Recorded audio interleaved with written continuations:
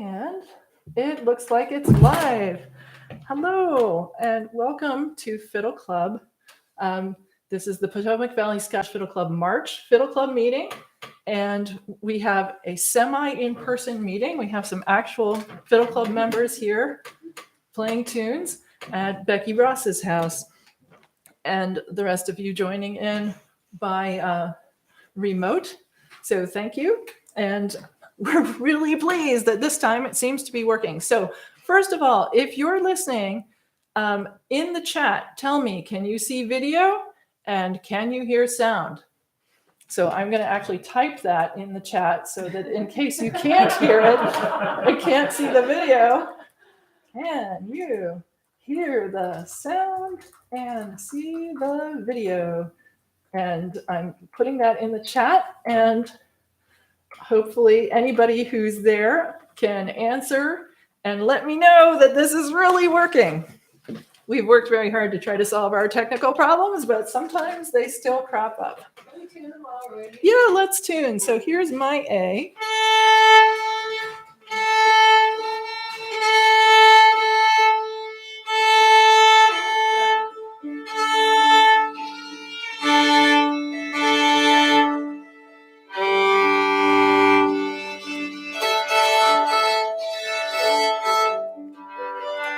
Oh, that's great. I'm getting some chat messages back, and Marilyn and Connie both say they can see and hear, so that's really awesome.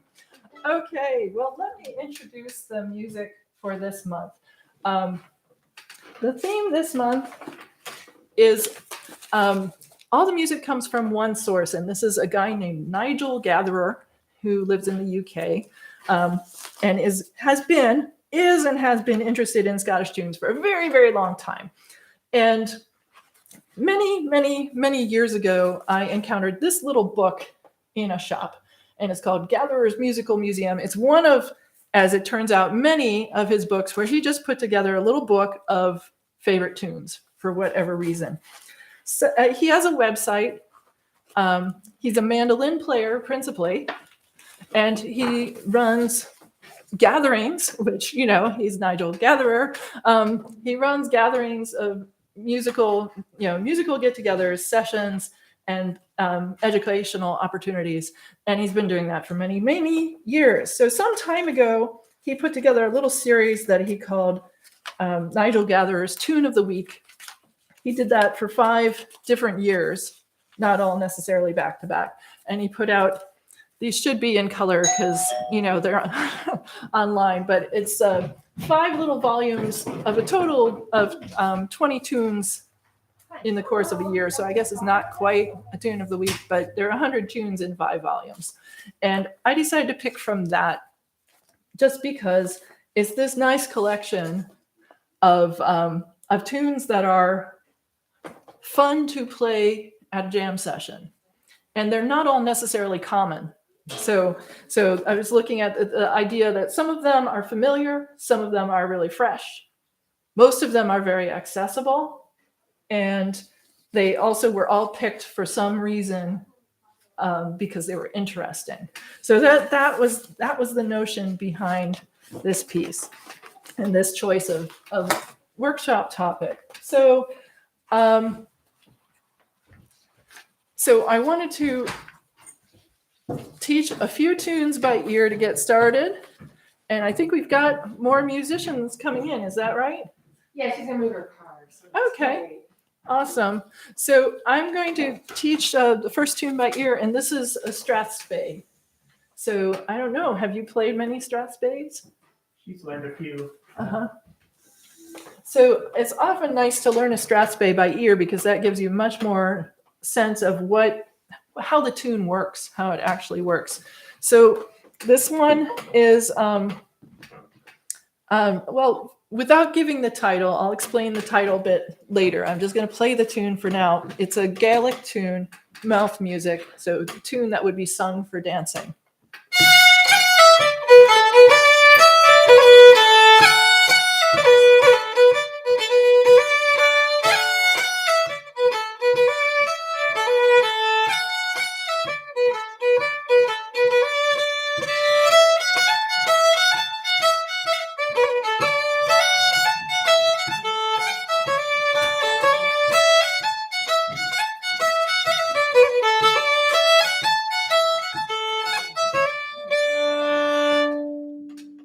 So that's the tune in the key of D.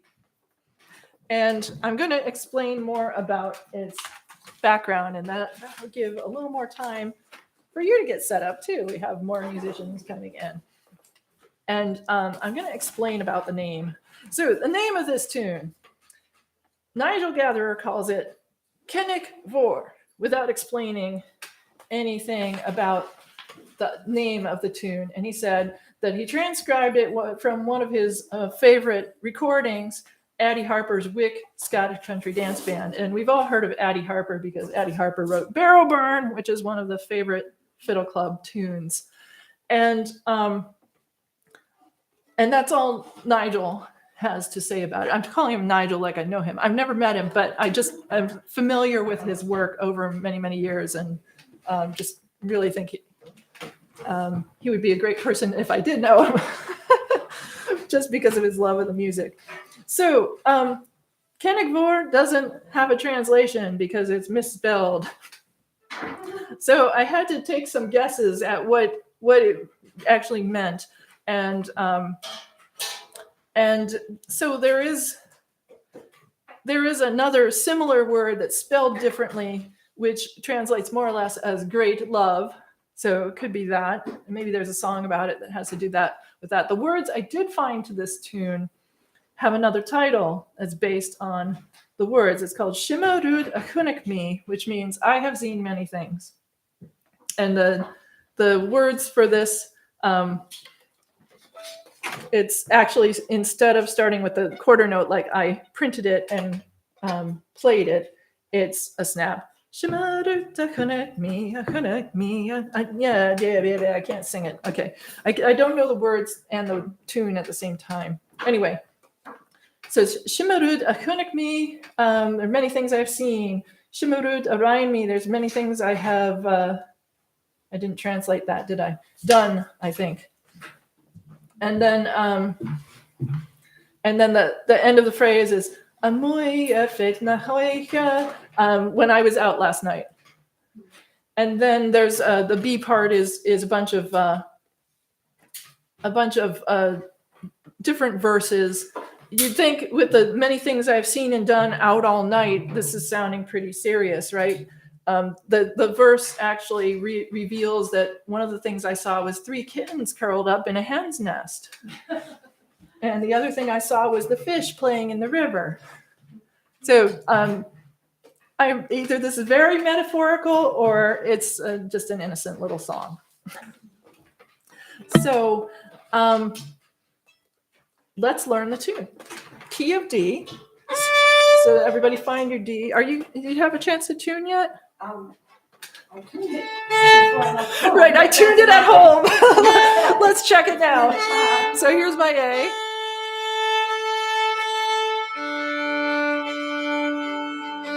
That sounded good.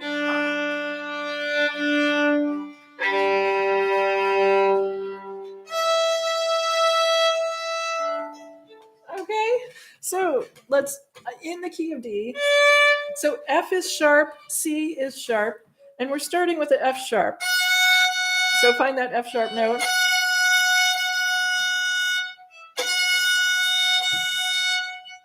And I am going to adjust the rhythms to go with the words as we learn by ear. So it might not be exactly the rhythms as printed in your sheet music. Now is ear learning time, so you don't even need to be looking at your sheet music.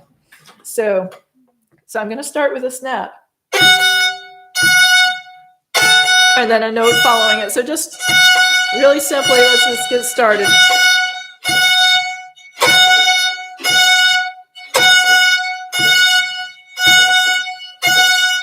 Okay, and those go with the words. Shema, dude, Shema. And the next bit is Achuna me. I didn't sing it right, did I? Achuna me.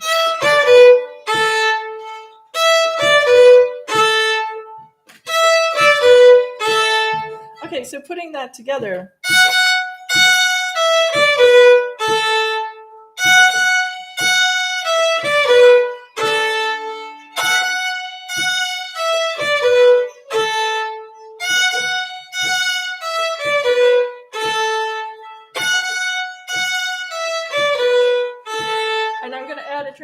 note.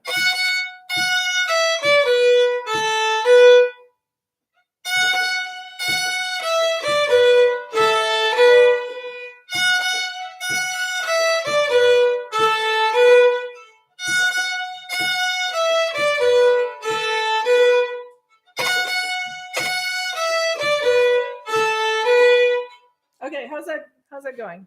So far, so good. And you're allowed to ask if you have any questions or issues, because somebody else may want to know too. All right, so we have our first measure. Here's what comes next.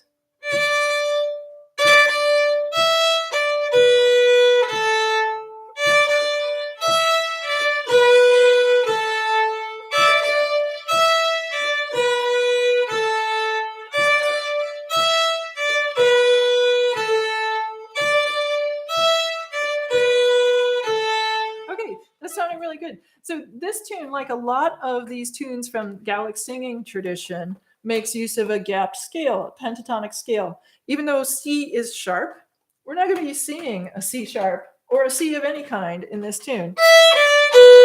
So that kind of pattern, very typical of this type of music. And so we're good to go. We have 2 bars of music. Did we put that together already? Let's do it. Ready, go.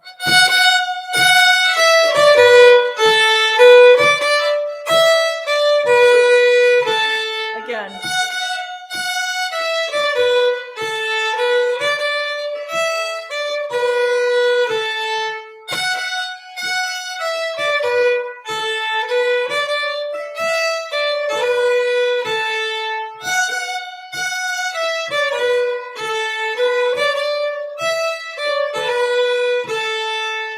Okay, so far so good? Okay, the third bar is the same as the first, so you get a measure for free. So going right on the third bar, let's just play it.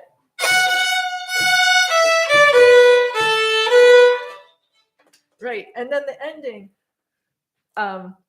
Muy erfegna oike.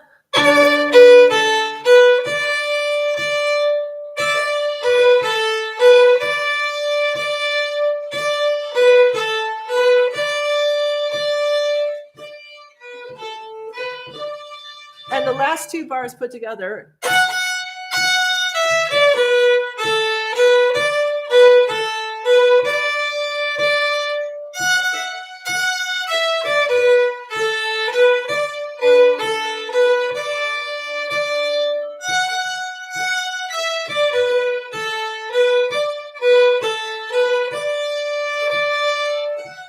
Okay, I'm going to give you more chance to practice it, but we'll put the whole 4-bar phrase together, and that is half the tune.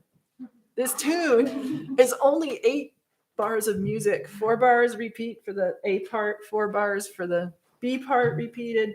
And as you already found out, we get a bar for free because it repeats directly.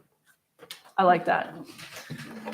Less effort, more production, right?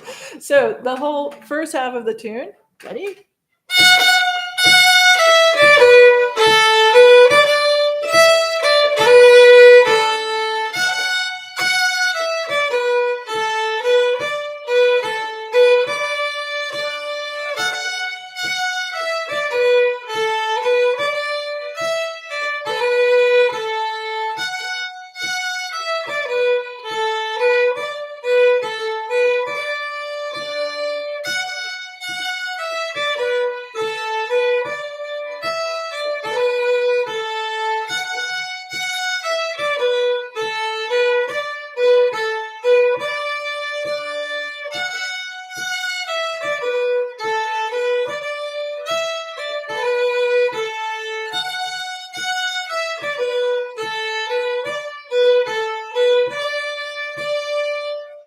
Okay. Now let's get on to the second part where we get into the interesting things like I saw the kittens, which is exactly what happens next. Here's the second part. The beginning of it is, which is Kunna mina pish again. I saw the kittens.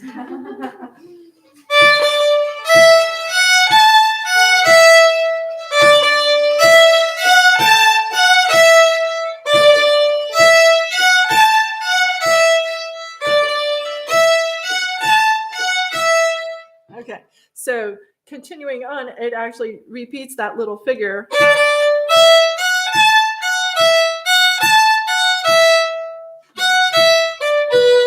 Because you're saying kittens 3 times. A piece again, a piece again, a piece again. I saw the kittens, the kittens, the kittens. Right? Okay, right. Nobody ever said mouth music songs were profound. They're usually just about things that where the rhythm of the word suits the tune for dancing. So, all right. So we're going to add those extra kittens on. Napish again in Gaelic.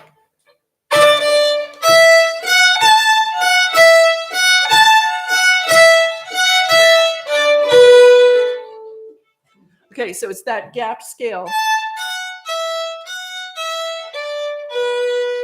So it's trending up and down the gapped scale, but you're always skipping out on either a G note or a C sharp note. They just are not in this tune. So that means on your violin, no second fingers. Open strings, first finger, third finger. Don't even think about using your second finger. All right. On Mando, I guess it's similar, right? Yeah. So let's go back to the kittens again.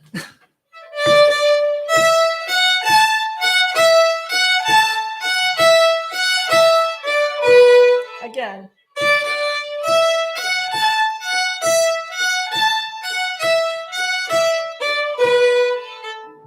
And everybody seems to be wanting to add the next note, which is just an A.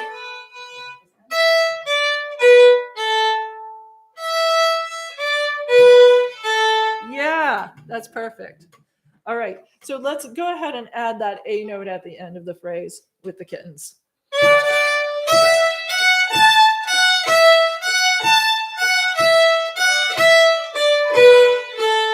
And again.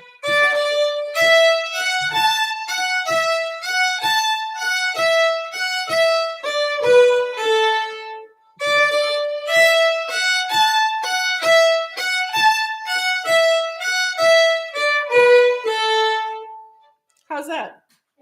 Good? Okay, third measure, again, just like the first in this section. So let's just play it. And it makes you want to play the A note next, right? The ending starts with A, but you're not repeating kittens, kittens, kittens. It's ending. So an octave jump. And then down the scale.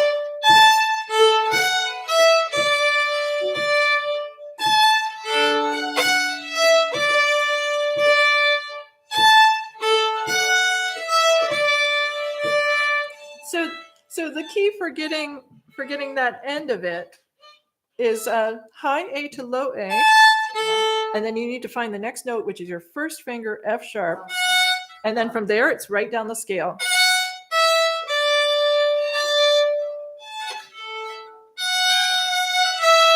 That's it, yes.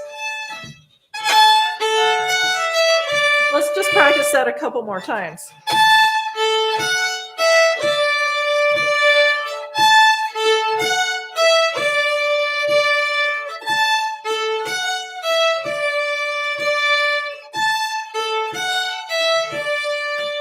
Let's add the bar that goes before it.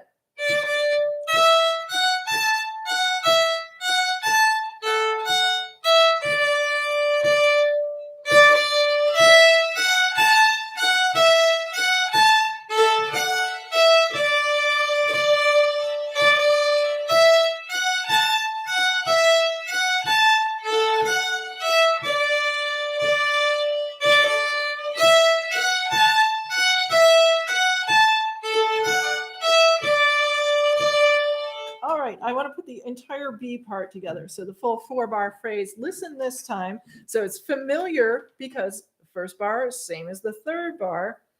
And then we have that thing where it repeats the kittens, which is the first time, the same little phrase. And then it goes down the scale, down the pentatonic scale with the gaps.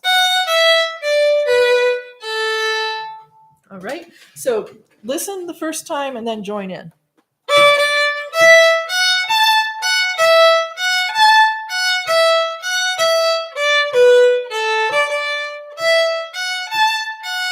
And the ending.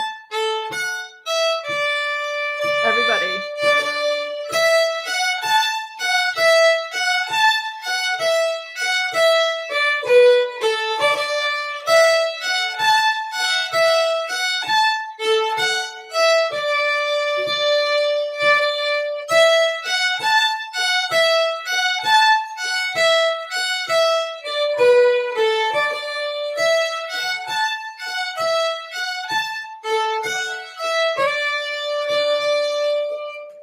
Yay! Okay, now all we have to do is remember how it started and put them together. So how did it start? Who remembers? Yes, right. It was Shimmer, Shimmer roots are connect me. And I didn't sing it the way it's supposed to go. I keep singing it wrong, but I can play it right. Yeah, why don't you play? I'll play it instead of trying to sing it. But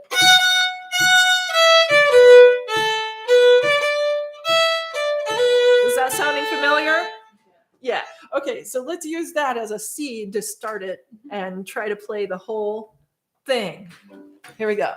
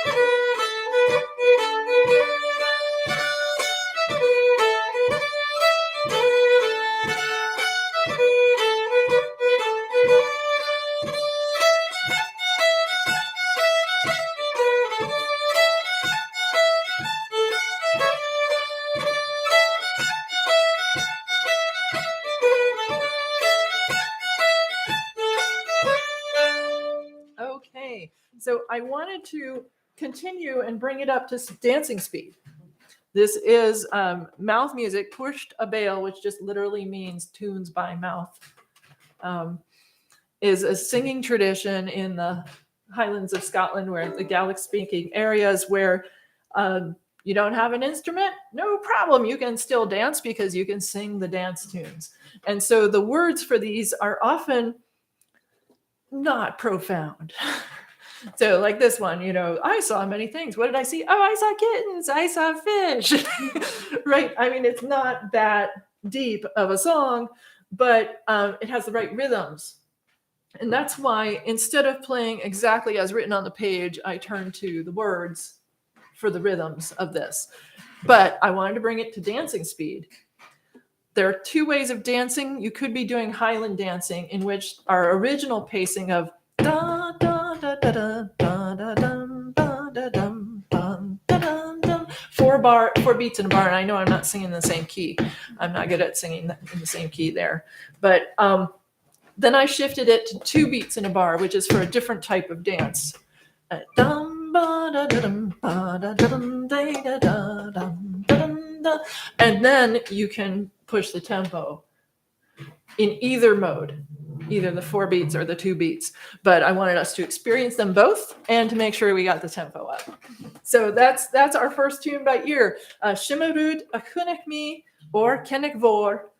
I have seen many things, or the alternative title, approximately as best as I can figure out, might mean great love. And it might mean something else entirely, because who knows? Misspelling Gaelic is a grand tradition in Scottish tune books. So we're not going to get too hung up on that. I view it as kind of like a little challenge to try to figure out what the Gaelic name actually means. Are you ready for another one by ear? Why, yes. Good. That is the right answer. So there are some choices as to what you might like to learn. I have 3 different slow tunes. 2 of them are slow airs, and 1 is a march. And I think that might be a good choice for our next tune. Yeah? Okay. So do you want the simplest one, the coolest one, or the march? I mean, not that the march is not, the coolest one. Okay. All right. So let me give you a little intro to this one. So this is another cool thing about Nigel Gatherer's music, is that he doesn't just give you tunes. He tells you a little bit about them, even if what he says is, I learned this from so-and-so and I know nothing more. At least he gives you this little bit of like, where did this thing come from? And I really like that. So this one, on the other hand, we know not only where it came from, but who wrote it. It was written by Robert Matheson. And if you've been around pipe music and piping, Scottish bagpipe tradition, for any length of time, this guy's name comes up. So he is, I'm not sure if he's still living, but he's not long gone if he isn't still living. He may even still be living. So he's definitely a 20th century figure in Scottish piping. Robert Matheson. And this is called The Song for the Small Pipes. And what Nigel Gatherer has to say is that this one, you really need to hear it to understand the phrasing, not easily learned from sheet music. So how about that? I happen to agree with him, although I did learn it from sheet music. I learned it from his sheet music, but I totally agree with that assessment. So let me play it for you. It's a slow air, and it has some really long notes that you can kind of hang on to. The way this piece moves entirely is certain long notes with some quick moving passages in between to get to the next long note. So keep that in mind as I play it.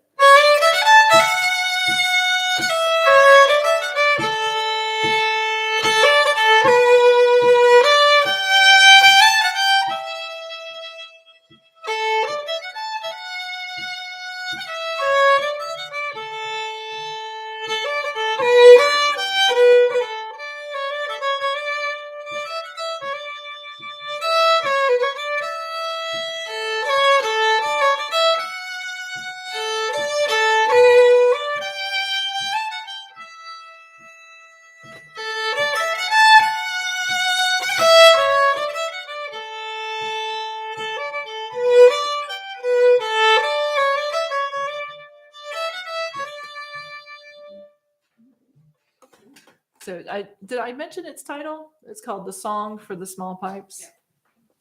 Yeah. So key of D again seems to be a favorite. No, I don't have all the tunes in the key of D. Some of them are in other keys.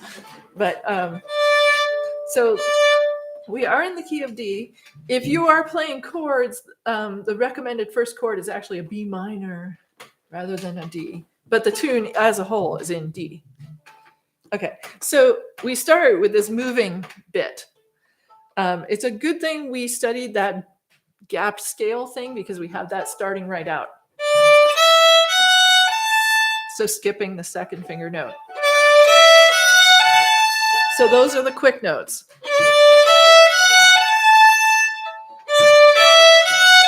And let's get used to that sequence and try to make it quick.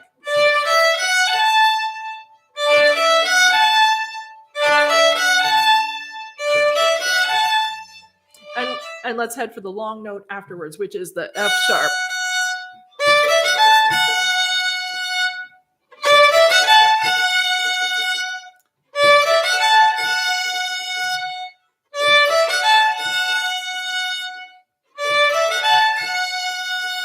Okay, so the timing of it, this piece is in 4/4.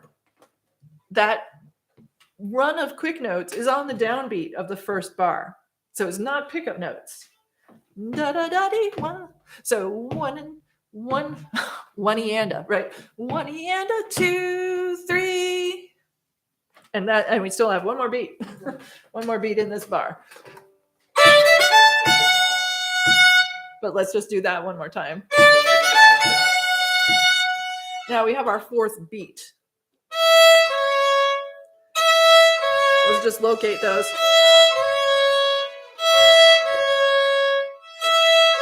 Because this is part of the moving passage, it's going to move right into the next quick sequence, so you have to be ready for it.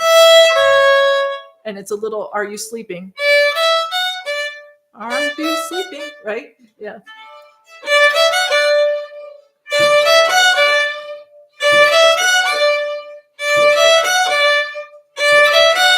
So the thing that came before it that took one beat.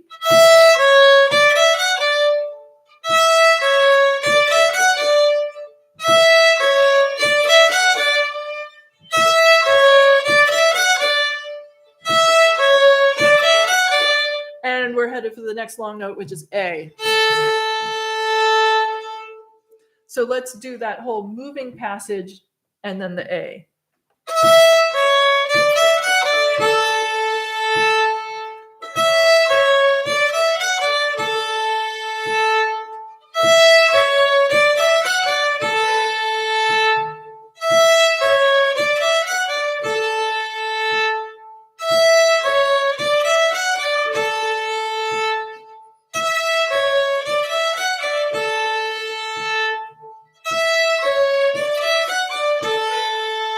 Here's the next quick bit. So it's just A, D, D, A. Headed for a B note.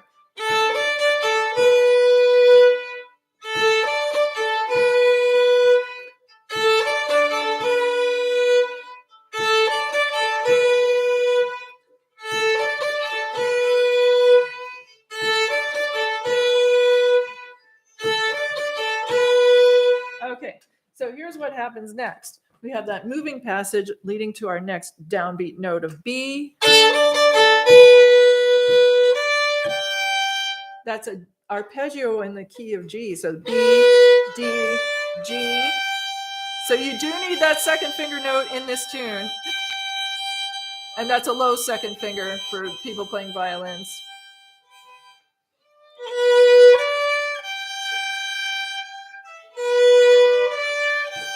With the correct rhythm, though, it's...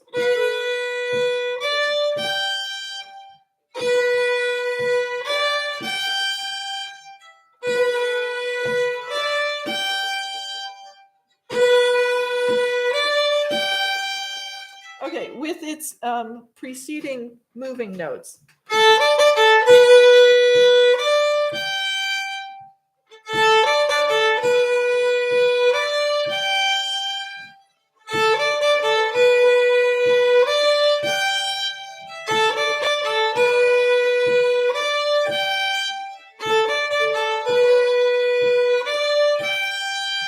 Okay, we're almost to the end of the phrase.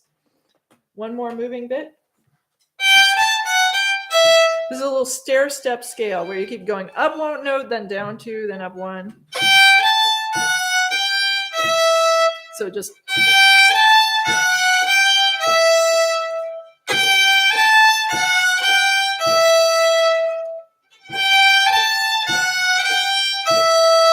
and these kind of patterns are really common in Scottish tunes where you do this little ladder type of thing, or stair steps as I call it, where you go up one note and then you jump down. It's like skipping a step. And then you go up one and then you jump down two. And then you know, if I were continuing the pattern,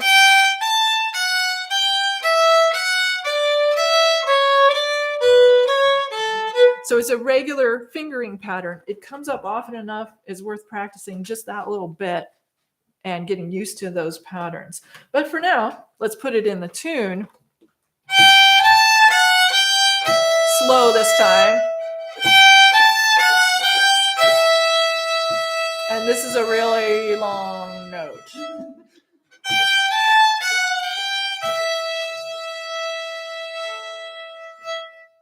I'm not kidding.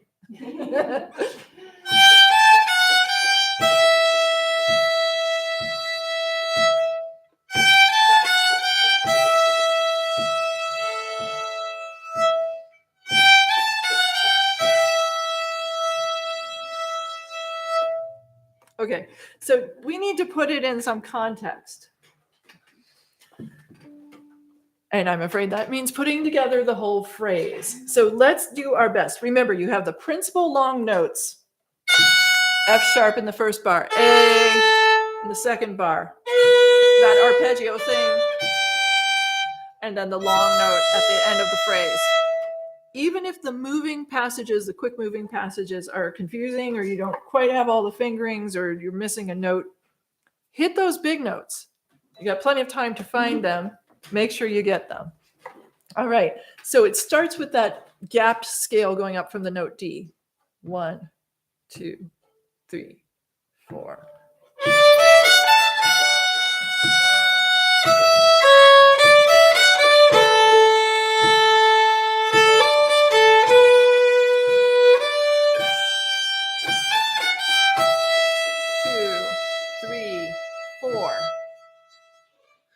Let's do it again. Same thing. Ah, I didn't count. Oh no. You have to count. Ready, go. 1, 2.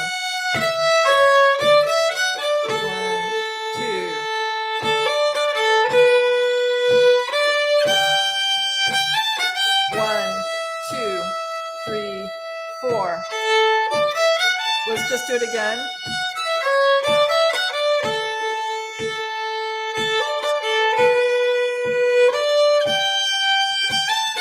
One, two, three, four.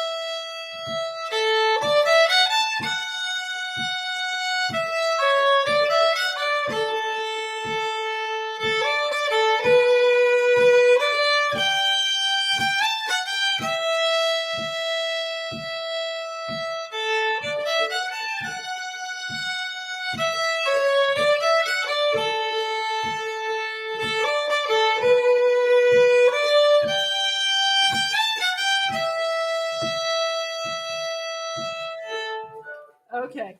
All right. A little bit of good news is that we've learned 3/4 of the first half of the tune because it starts the same way. And I sneakily inserted that turnaround note. 2, 3, 4. Just a little A note. Yeah. Is there any specific bones that you want us to do, like across the beat or anything? I recommend hitting as many of the super long notes down bow as you can. So I insert a slur there just so that I can hit the next long note down bow. And there. So I can hit that one down bow. And then again, I'm slurring too, so that I can hit it down bow again. Right. It becomes intuitive with a little practice. And the guiding principle is just that it's a lot easier to sustain a really super long note going this way than it is to, I mean, I can do it, but it's a little more problematic at that end of the bow. I was kind of exaggerating the kind of issues you can run into, but mechanically the bow supports the sustained note better in this direction. So we just aim for that, and we do whatever sneaky tricks we have to get it there. All right, so I already said that's our first 4 bars. The next 4 bars start with the same 2. So let me show you what comes next after. This is all familiar. And I'm doing arpeggio again, but I'm doing it with a different rhythm. Those are just 8th notes. And here's what happens next. So let's do that arpeggio just in rhythm.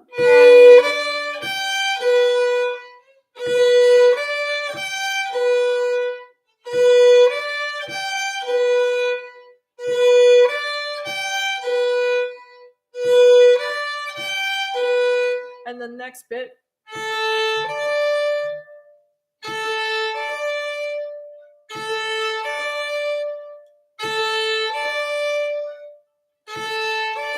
And the quick passage following that.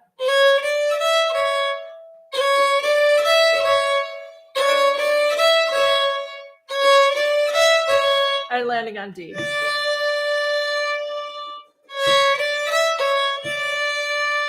So backing it up a little more.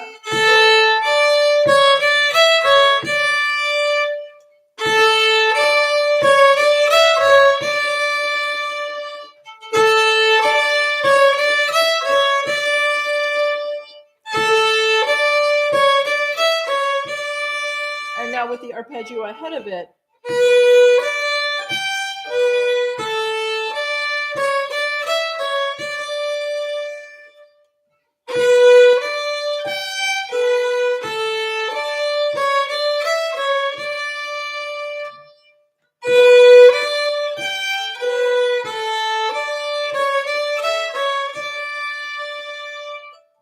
Okay, now I want to point out that we're not actually quite done, because even though we landed on our end of phrase note, he decorates it. So you play a long note, and then you climb the scale and land back on it.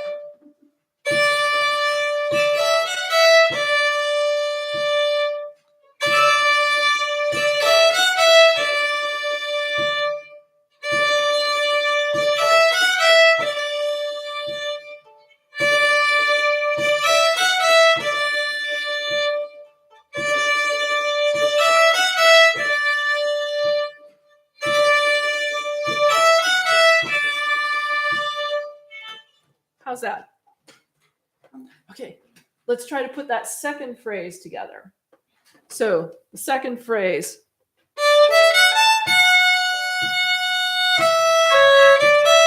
So it's repeated stuff.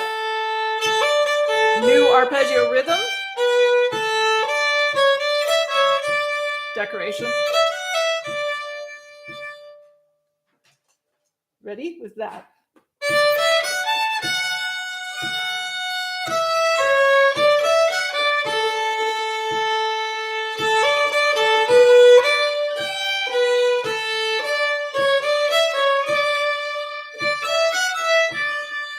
Let's do it again.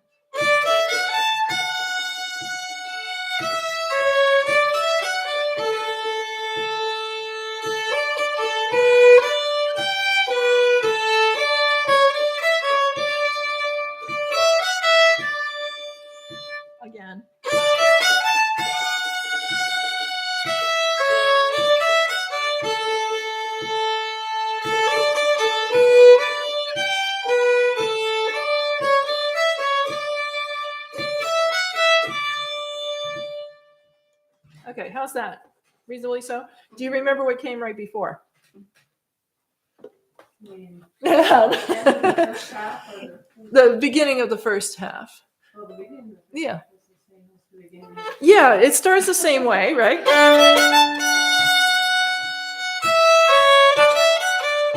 So this is the same. Then the rhythm. The really long note.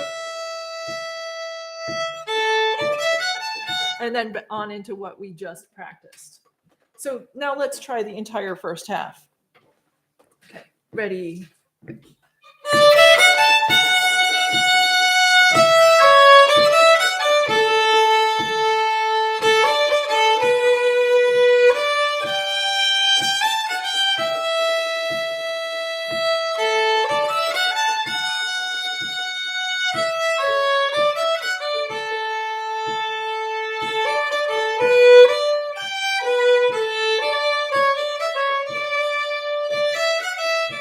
Let's do it again.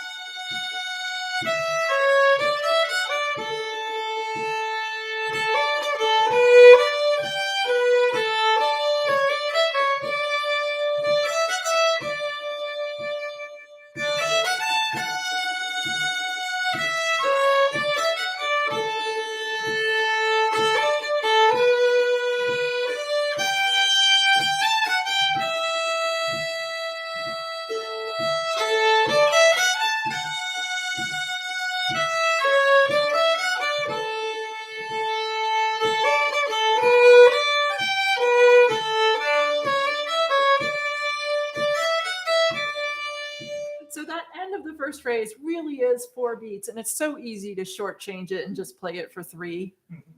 But I mean, I did that. I'm so embarrassed, and it's on video and recorded for all posterity of me playing it wrong that time. So please do count, people, and do it right. And we did do it right that time. Yeah. What's the question? Is it okay to do some like double stomps here and there on the Oh, absolutely. Yeah, I'm not adding in decorations and ornaments and double stops and things for teaching purposes, but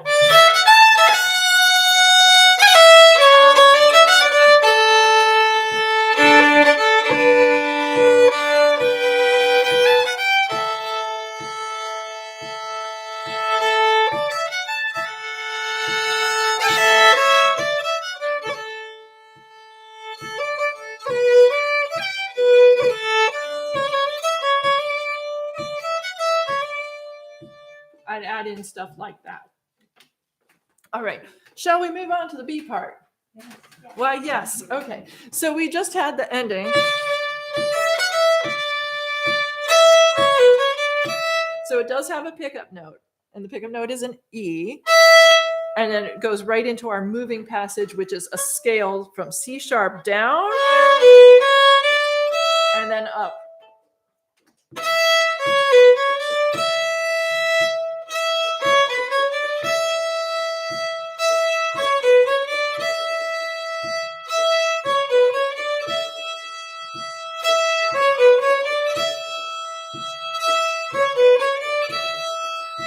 Okay, let's get the pattern here. There's a little bit more.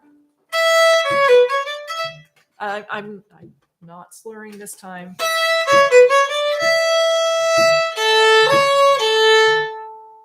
And that's one complete bar with a pickup note.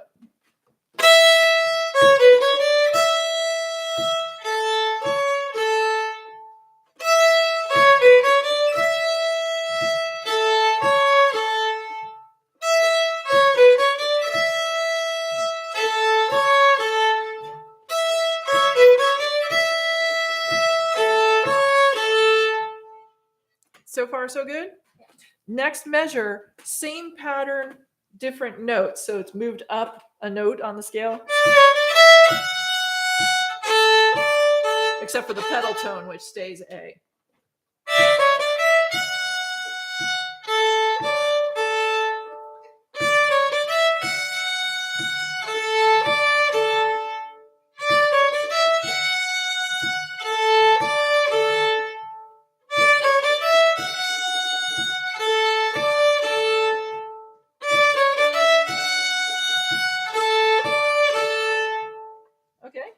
far so good. Let's put those two measures together. So we have a pickup note, E.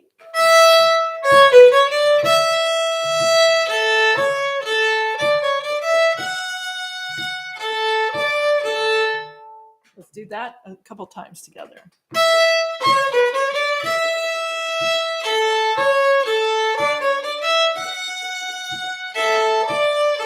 And again.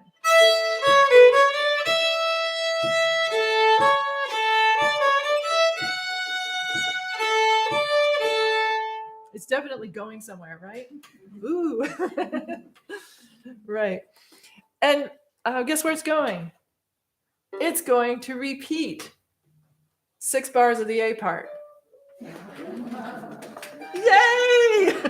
So we already learned everything we need to know to complete the tune. You just have to remember how the A part went. That's the trick, right? So after I do this build, and let me play the build for you.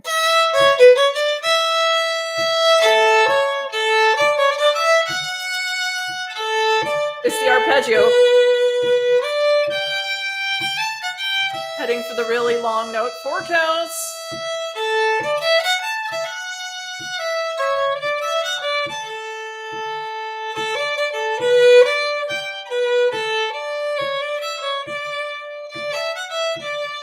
And I'm no longer trusting myself as to whether I'm holding anything long enough anymore. It's like, okay, don't relax. Constant vigilance, everyone. Do not relax for a moment. Count, please, on your long notes. Don't just say, oh, it's long. Some indifferent amount. Long enough. Right. You want to be accurate here. Otherwise, we will never be able to play this slow air together. So let's take that B part with the pickup note E, the building section.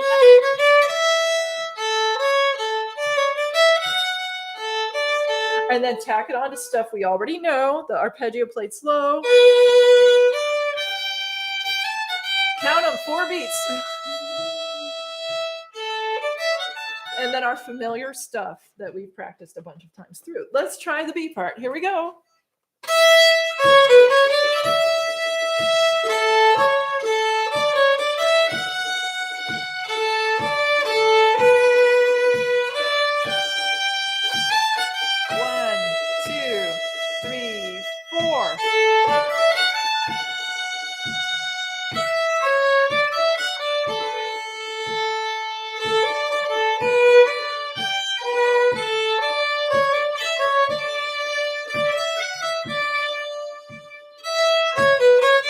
Repeating this part.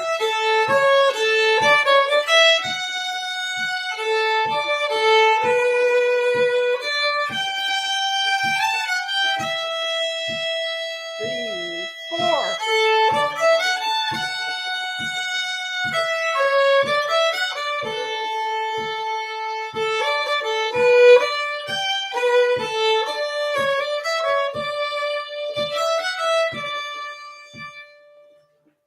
Okay, so we have everything we need to play the whole tune. The tune does not have internal repeats. You play the A part, you move on to the B part, you're done. You could play the whole thing again, but you don't get a second crack at the building section unless you play the tune over. So be ready for it when it comes. Let's play the whole song for the small pipes.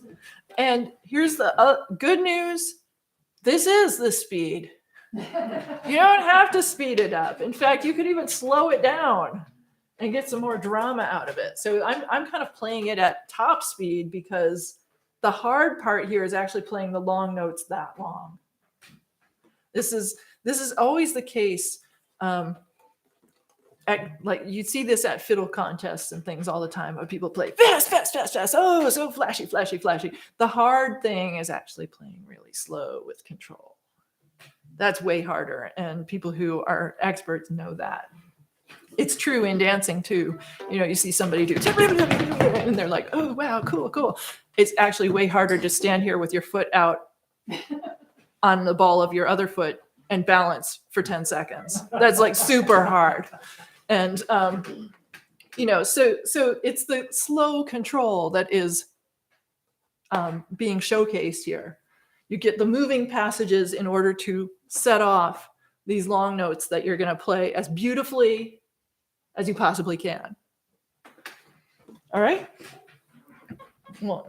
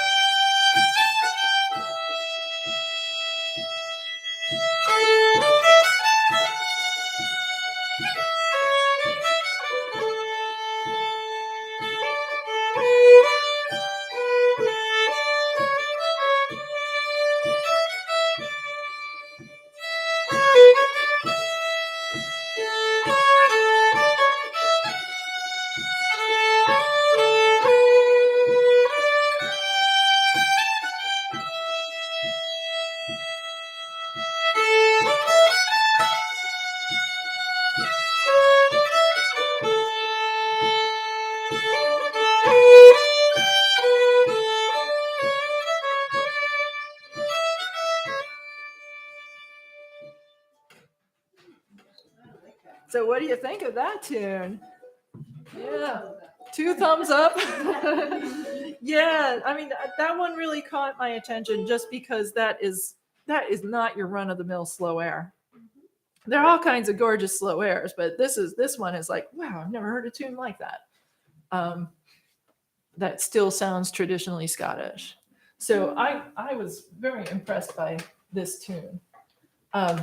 Okay, are you still up for another tune by ear? Sure. Let's see how we're doing with time. Oh, it's right on my computer. You know, that's the thing, having this computer right in front of me. I could just look. I don't have to get out this and look at the time or find a clock or anything. So yeah, we certainly could do another ear tune. And how about the March for contrast? Okay. So this one is called The Falls of Laura. Lora is how that's spelled. And let's see what Nigel has to say about the Falls of Laura. Oh, this is another one that he transcribed from a recording. In this case, it's the Wallachmore Ceilidh Band. That's a famous Ceilidh Band name. I've heard of them. Although I think they're from decades past. He says, I don't know anything about the tune, but the Falls of Laura are by Loch Etive in Argyll and north of Oban. So if you know your geography of Scotland, that tells you where it is. If you don't know your geography of Scotland, it's in the western part of Scotland near the coast, but still on the mainland of Scotland, not in the islands. And it's a gorgeous area.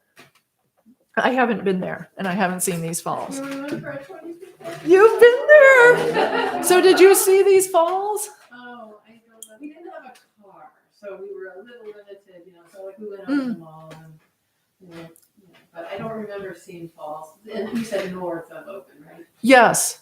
We didn't do too much in north. Mm-hmm. But you were in Oban. Yeah. Yeah. Well, Oban is a really nice place to visit, but I haven't been to these falls myself. So I can't give you any personal anecdotes other than, in general, there are lots of waterfalls on that west coast of Scotland, and a lot of them are really nice.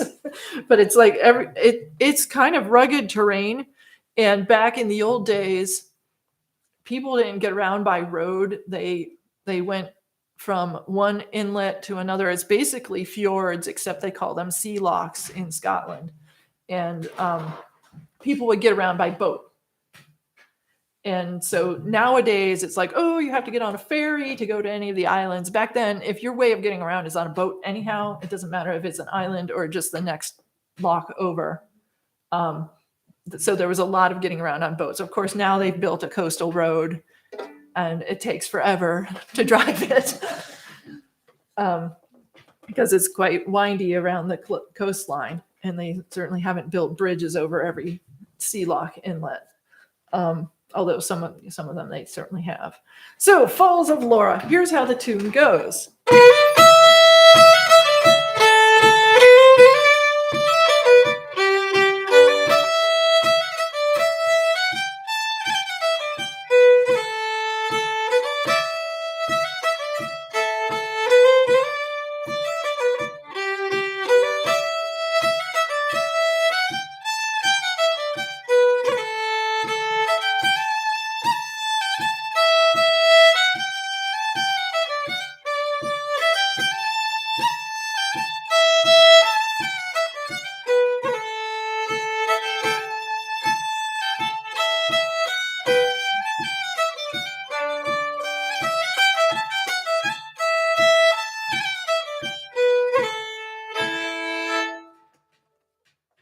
So it sounds like a pipe tune, except it has C naturals in it, which would not ordinarily be part of the pipe scale. So I think it's just one written in the style of a pipe tune. All right, let's learn it. This is in the key of A minor, but it's actually in a mode called A Dorian, where F is always sharp. So if there's an F in this tune, it's an F sharp. Okay, pickup notes, B and D, leading up to the E note.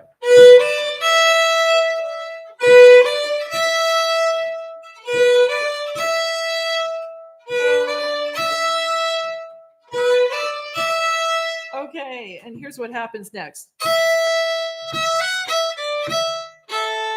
So that's scale work.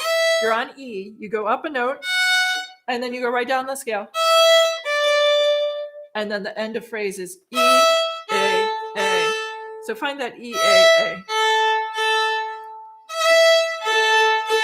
That's right. That's really useful to know. And the other one that's really useful to know is the other phrase ending of D, G, G. So same interval, just a note down the scale.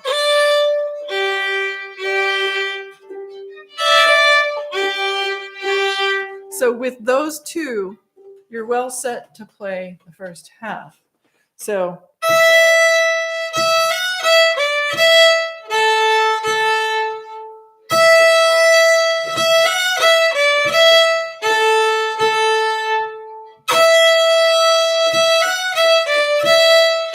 let's add the pickup notes.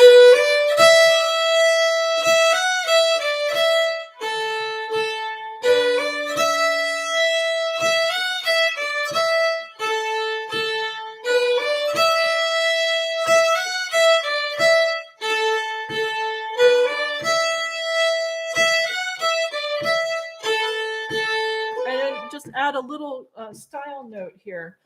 I do the bowings so that I am generally doing down bows on down beats. The reason is because I do a lot of up bow emphasis.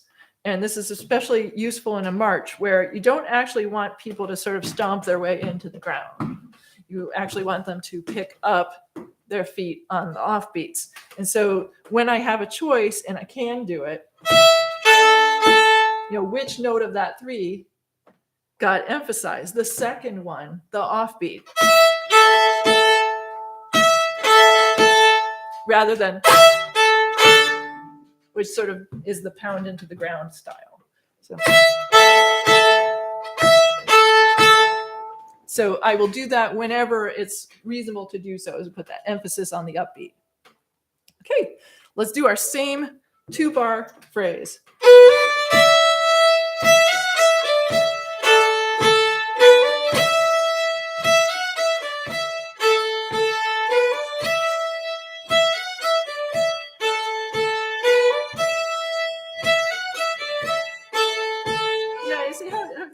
sounds more marchy and sort of makes you want to actually move your feet more Yeah. with that. And it's just one little trick. Simple trick, very useful. All right, next phrase. Same deal. There are pickup notes. So this is a C natural.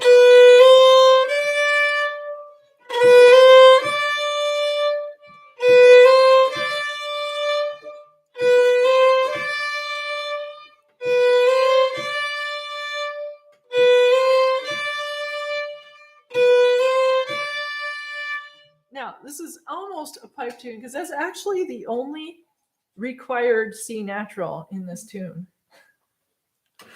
But then it sort of sets that one C natural is kind of key because it kind of sets you with the idea that, oh, this is an A minor tune. So it's critical, but that's the only time you need that second finger there. Because that's not scalar, right? That's a scale with the gap, and the gap is the second finger. It's like a little theme. We see it over and over again.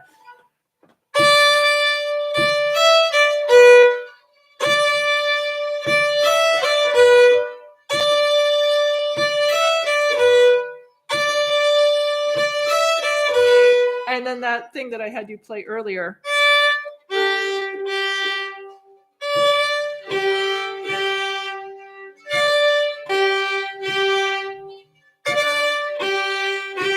So putting it together.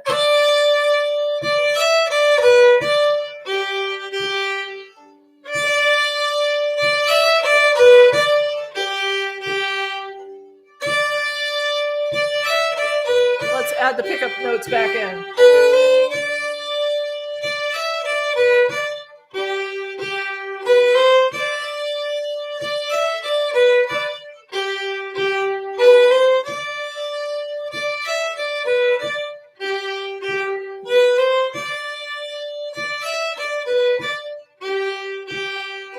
Okay, good. Let's see, we've got 4 bars. We have a third phrase here. It's very much like the first phrase. But then it doesn't just do, it does something different. Instead, it goes right up the scale.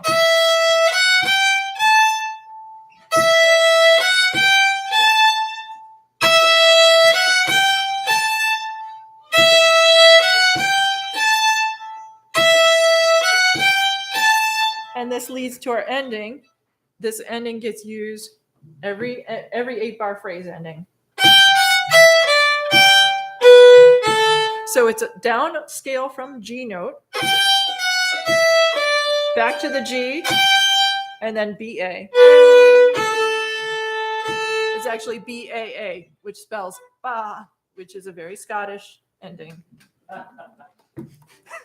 You have to make your sheep jokes when you can. Okay, so.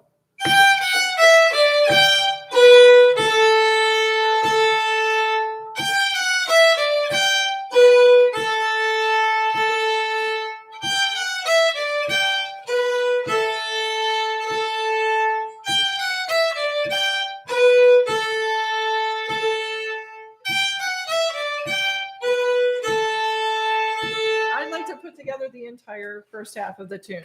So do you want to hear it first and then join in the second time? Okay.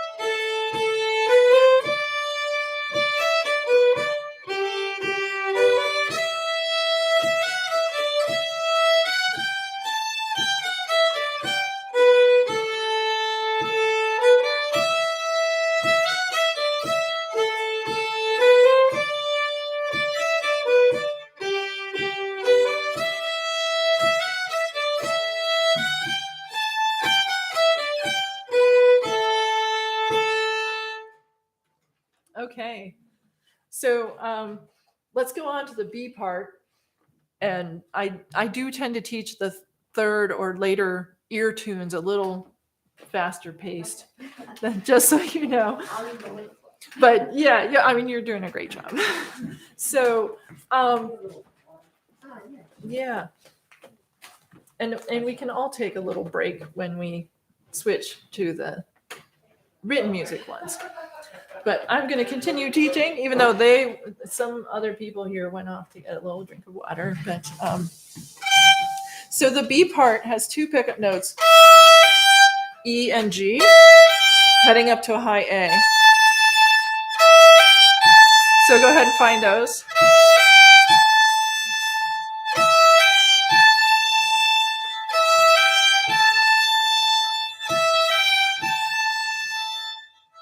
Okay. And then there are two phrases, just like there were those quarter note phrases in the A part. Here are the key ones for the B part. You need to know how to play A, high A, and E.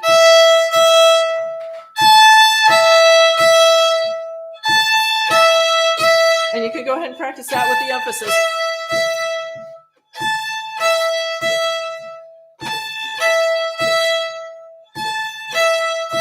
And then the other one you need to know is one note lower, G and D.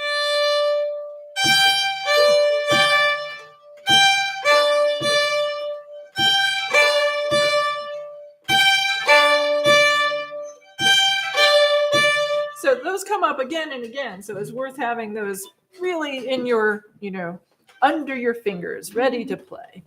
Okay, back to the phrase where we were learning what to do. We have our pickup notes, and then high A.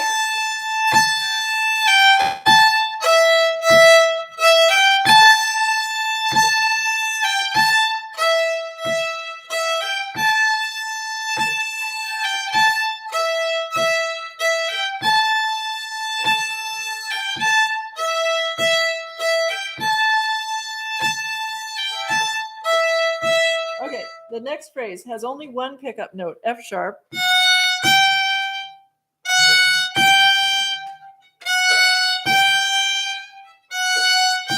Now we're going to go up one note before we go down.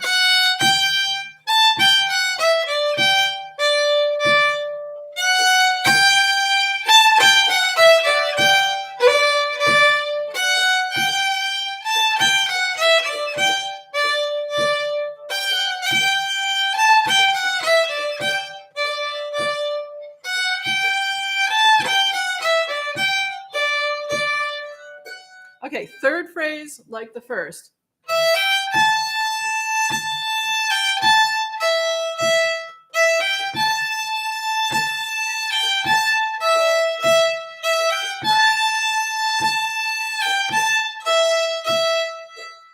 So far, so good. And the ending phrase is just like the ending phrase in the A part.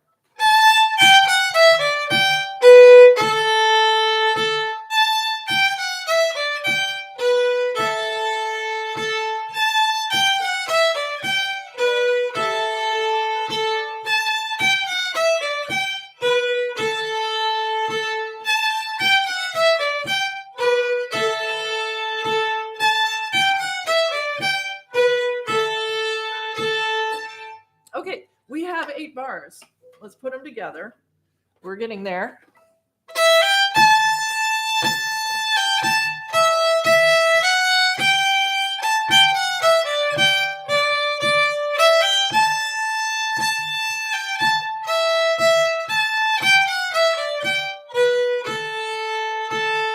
That's it. So let's do that.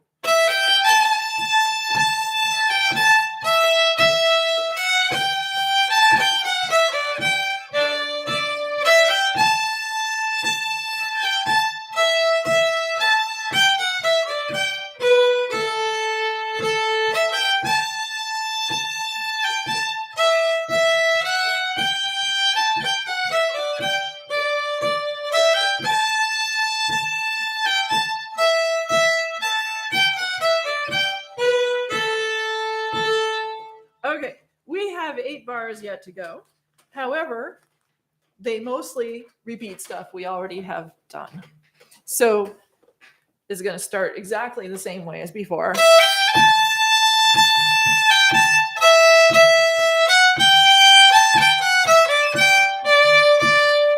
And then here's where it departs, because we have to get a little fancier the second time. So we can't just do. So instead we have a G pickup note and then a moving passage with our same ending. So the moving passage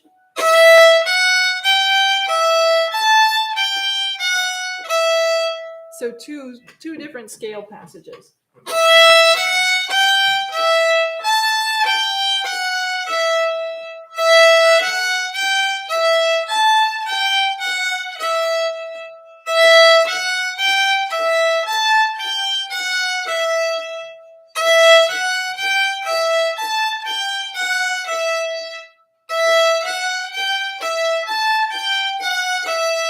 And then the ending of that is, so let's add that on this time.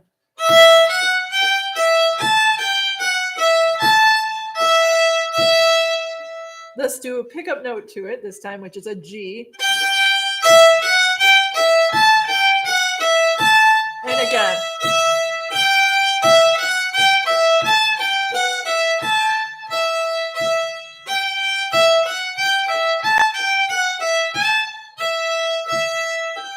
And this time, let's add the ending. Right? Recognize that, right? So with the G pickup note,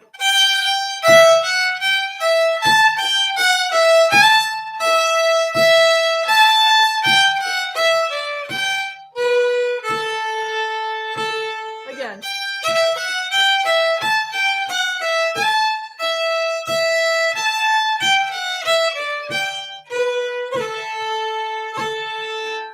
Okay, so let's put the whole thing together.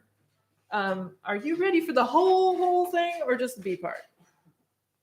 Can we do just the B part? Just the B part? Okay, that's fair because I didn't do it, all 16 bars of it, right? So pickup notes, 2 notes.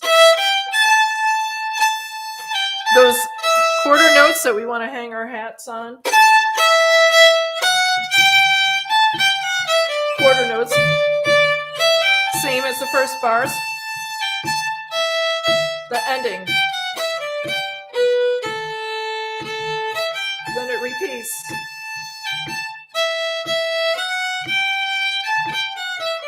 Here it departs. Same ending. And that's the B part. Let's all play.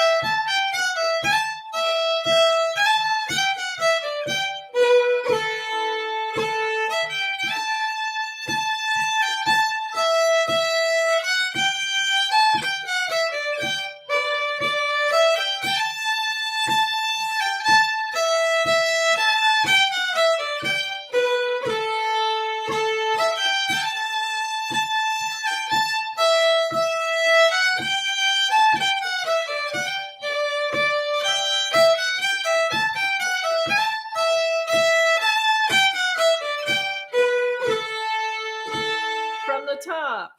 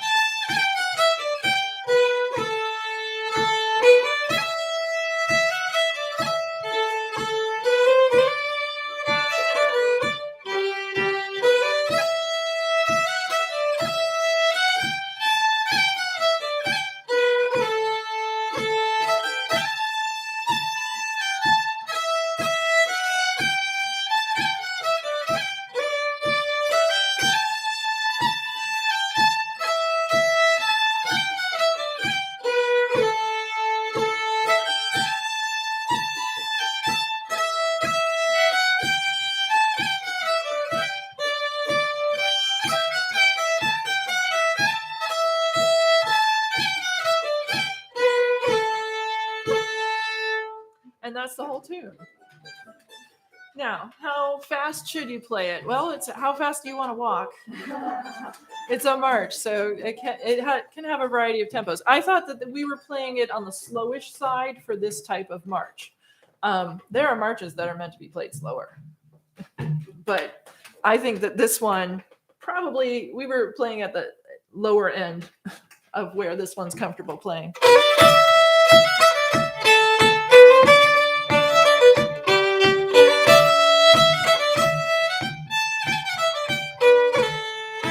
But if you wanted to play this march for some kind of dance, it would probably be at that tempo or even a little higher. Ornaments and things that you can put in. There are a lot of open strings, so I'm doing this tapping ornament where I just flick, and it doesn't really matter which finger you use. It's percussive rather than, you're not trying to go. You don't care of what the pitch of that. You care about the tapping percussive effect. That one is the one I'm using the most because it fits in this type of tune with a lot of those open string notes as principal notes of the melody. So this is the equivalent of a hammer-on, which probably you do a lot on mandolin and guitar. But this ornament, any note that's convenient below the principal melody note you're arriving at. So I put both types of ornaments in quite frequently. Yeah. And of course your that tapping type of ornament also works for a note that you're fingering. If you're playing a third finger note, you only have one choice of which finger to use for the tap. So, any other questions regarding this? Shall we move on? Are you up for more by ear? No. Okay. In that case, it's sheet music time. Is there anyone who does not have sheet music printed out? You have it? You have it? I have it. Okay. In the old days, I used to bring sheet music to hand out at the Fiddle Club meetings, but now that we have so much online, we're posting it online with every meeting. So people anywhere can download and print out their own sheet music to go with the workshop. For the ear section, ear learning section that we've just completed, of course, it makes sense not to be looking at the sheet music while you're learning by ear, because that kind of defeats the ear learning component of that exercise. But both learning by ear and learning from sheet music are valuable tools. And in Scottish music, especially because there's this huge printed repertoire going back 300 and more years of printed Scottish fiddle tunes. And what a resource. I mean, if you think about it, some of the other traditions like Irish or American old time, they didn't start writing down those tunes until much more recently. And so you just think about all of the good tunes that would have been out there 200 years ago that nobody bothered to write down. It makes you sad. In Scotland, Scottish tradition, we're really lucky that people decided to start writing this stuff down and publishing it back in the 1700s. And the first Scottish fiddle tune book was published in the year 1700. Wow. Yeah, wow. So, and of course, people were scribbling down their own little notebooks of tunes before that, because people always do that. But it's impressive that there was actually a published tradition throughout the 1700s and on from there. It hasn't stopped. So it's a great tradition to get lots and lots of variety of tunes from different eras and different places. All right, the first tune on book 29, page 22, is another one with a Gaelic title. So, Mochailin Gilas Down, which means my faithful brown-haired lass. It's a love song, as you could imagine from that kind of title, right? And the small title in parentheses is as it appears in Nigel Gatherer's book. And I'm sorry to say that title breaks several Gaelic spelling rules. So just as the one for the tune below, Kennick Vor, where he has it spelled Cenneag. In the Gaelic dictionary, it goes straight from CEI to CEO. There are no words spelled CEN or CEM or CEL. Right. So certain spelling combinations just don't happen in Gaelic. But as I said, misspelling Gaelic titles is a grand tradition in Scottish tune writing. So part of the fun is just figuring it out. So he says that he learned this tune by listening to the band Ossian, which some of you may be familiar with. This was in the 80s. The Ossian did a lot of touring. They used to come to the US. And I actually was friends with Tony Cuff and Billy Jackson from Ossian because we taught at the same workshops a number of years running. So lovely version. And I decided to use the chords as played on the Ossian recording. Here's how the tune goes.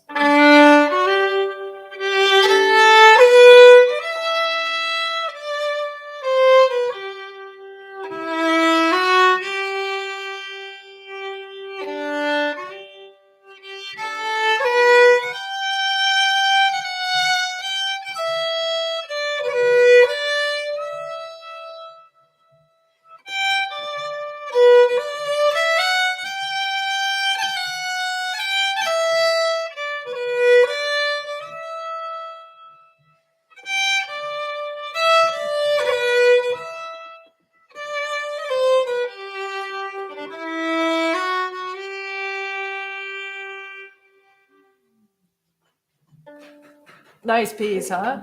Yeah, and I was playing it kind of fast. It's that kind of slow air that it really should be slow. In the Ossian version, that there's Billy Jackson doing all this amazing stuff on the harp to fill in all the space, and you just go, oh, I love it, you know. But when I'm playing it unaccompanied, I have to just like imagine Billy doing all that great stuff. Okay, so let's try it. Key of G.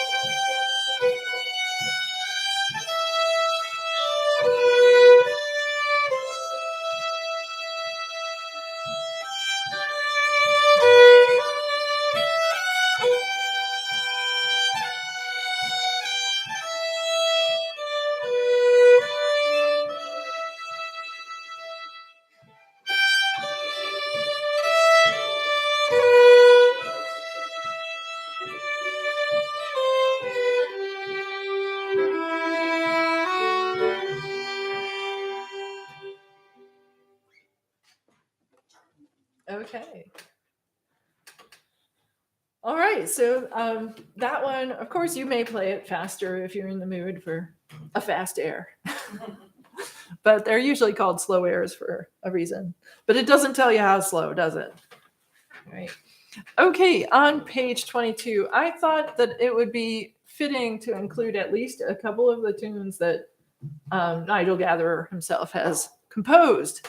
And this one was one of my favorites, and part of it was the title, which I just got a kick out of it. Will je nacht dreid? Yeah. So what in the world is he talking about? Where did he get this title from? So there is a story. Right. He wanted to have a Yuletide themed jig. He wanted to write something for Yuletide, right? Christmas week. So it comes from an early 16th century version of the Bible in Scots. So I'll read the passage in Scots, and it's actually quite a famous one, so you may well recognize it, right? And the spelling is amazing. Okay. And lo, the angel of the Lord stood beside them, and the claims of God shined about them, and they dread with great dread.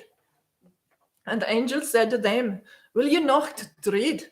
For lo, I preach to you a great joy that shall be to all the people. And the people is spelled really weird. So this is the famous passage, the angel of the Lord came to them and glory shone around. And the angel said, fear not, and behold, I bring you tidings of great joy, So, but in Scots, it's definitely, that has a certain character to it. So, will you not dread? A Christmas Jig by Nigel Gatherer.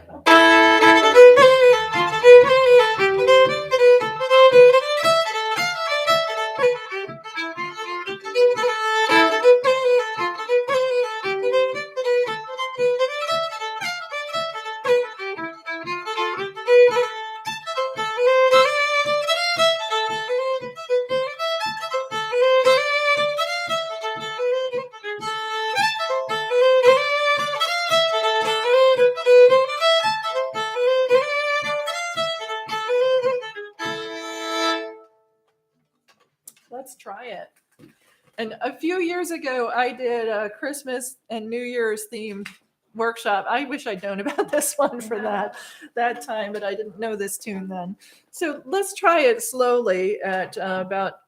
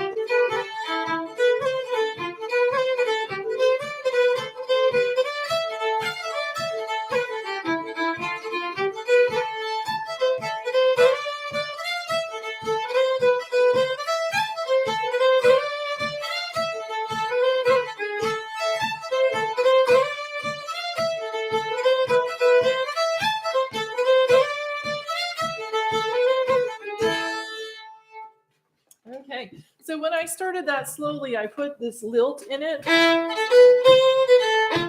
in the hopes of preserving that at speed. Okay, so that's kind of like a little standard style thing that makes a jig sound a little more Scottish. Yeah, so just wanted to point out that particular thing. And what did I do with these? Okay. Yes.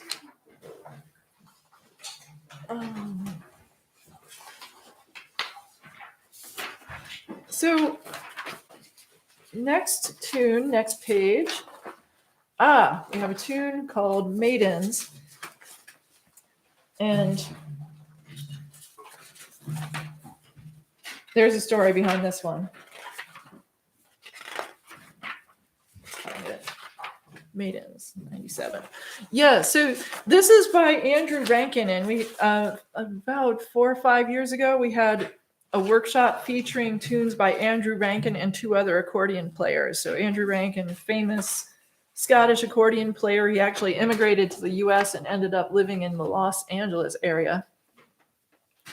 And he wrote a whole lot of really nice tunes, mostly dance tunes, because that was his big thing, was playing accordion for Scottish dancing. And Maidens is actually named after the 11th hole at the Tumberry Golf Course. Wasn't expecting that. You weren't expecting that, were you, right? So yes, think of golf. Think of golf when you play this tune. Here's how it goes.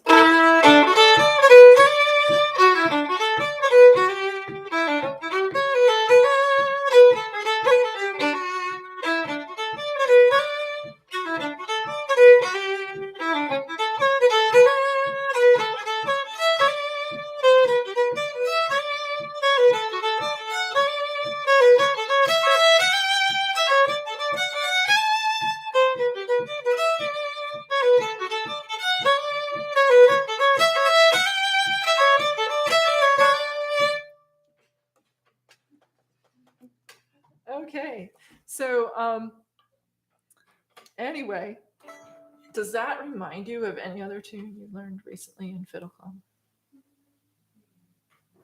If you're thinking the Murray River Jig, why, yes. Exactly what Exactly what everyone here was thinking. I could tell. Yeah, so there is a tune that we learned a few workshops ago, the Murray River Jig. So look that up and decide whether you think Maidens and Murray River Jig are akin, because I think there's tunes with a similar feel. Chord structure sounds not very Scottish. It sounds more like It sounds American Alley kind of. yes, and it sounds like 20th century accordion style. Oh, Which okay. is not specifically Scottish. Notice I didn't say Scott. I mean, the Scottish accordionists played this stuff, but it's sort of like this mid 20th century accordion, jolly, feel good, yeah, right. happy dance stuff. There are a whole lot of tunes like that, and they were found in Scotland. And so if you look at 20th century Scottish accordion music, you're definitely going to find tunes like this. Yeah. And my advice is, instead of saying this is a silly tune, is to say, yay, it's a silly tune. And just sort of go for it and say, let's just ham it up, So I mean, when I had a certain period of time, like when I was about 18 or 19, I was like, those are silly tunes, I don't want to play them. But I got over that, and eventually I was like, yeah, let's do silly. Sometimes silly is better. I mean, Bill knew that. Bill, Becky's husband, Bill, always used to play some of the silliest jigs there were, and he'd always play them at just the right moment when everybody's like, we just played some serious tunes, and then Bill would be like, squirrel in the tree, let's play it.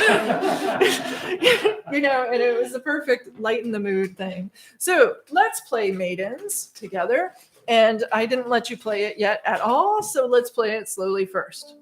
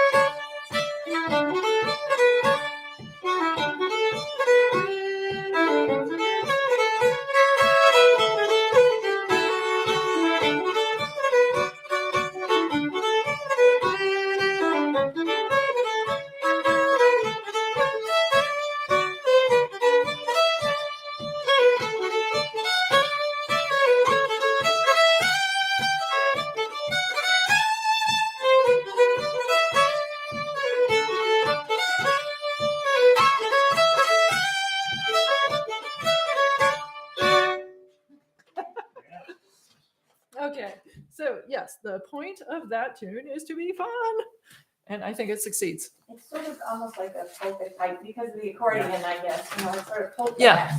Yes, it's Yeah. a type of tune that I call a two-step. It's the jig equivalent of a polka. Uh-huh. So jig time equivalent in 6/8. Because polkas are all in cut time. They're not in 6/8. So you can have a good old romp around to it. It would be pretty fun to dance to. All right, June's Reel is another tune by Nigel Gatherer, and this one is one that he composed for his partner, who is an artist, June McEwen. So here is the tune.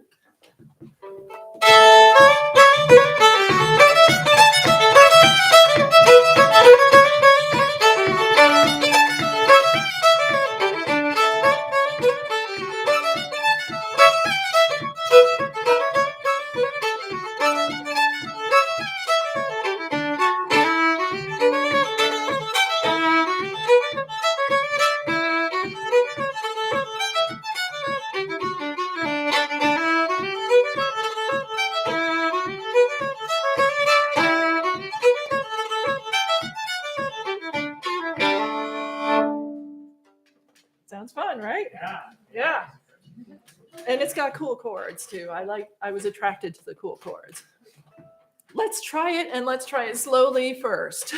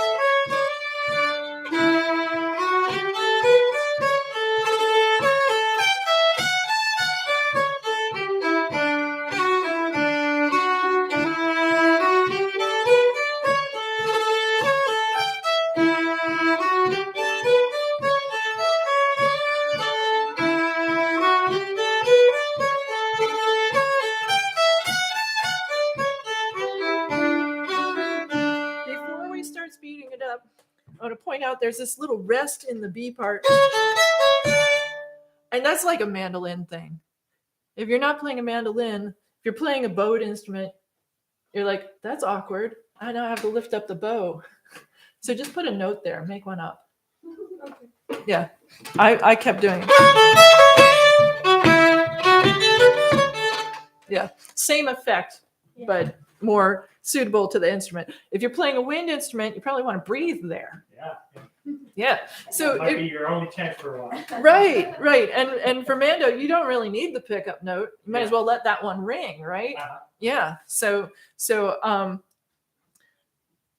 tunes really do have the earmarks of their instrument in them. I mean, we just played an accordion tune, and I'm not playing an accordion, so you didn't get the full effect of the tune. But with the accordion, it would be like, yeah, So the tunes really do suit the instrument they're composed for. Generally, I mean, sometimes somebody will compose for a certain instrument, and it'll be awkward as all, But this one I think sits really well. So let's play it and work up the speed.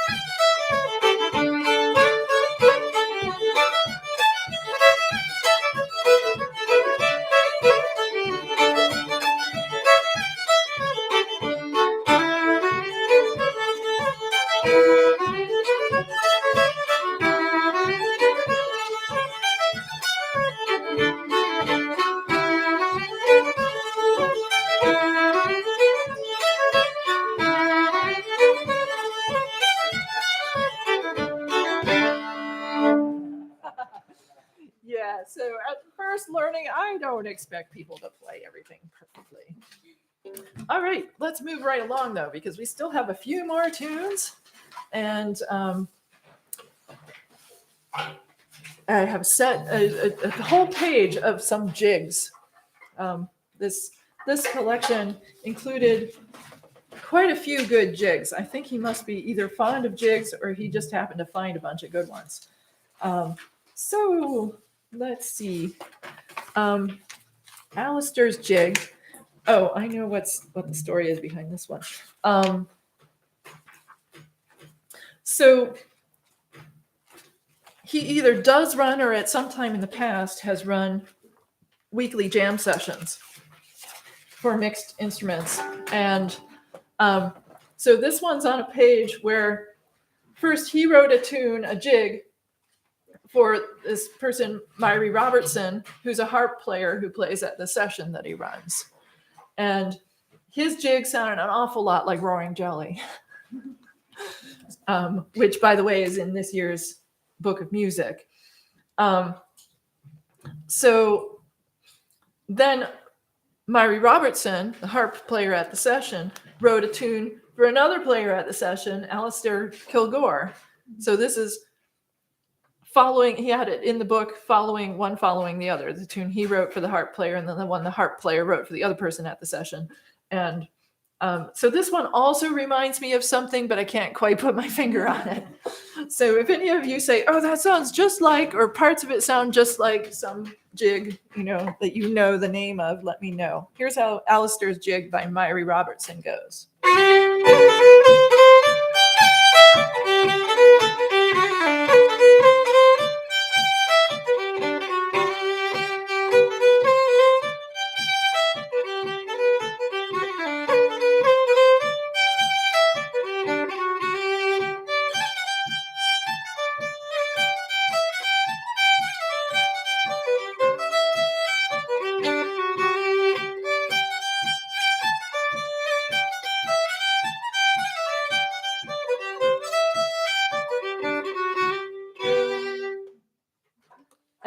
Ring any bells for anybody? Definitely.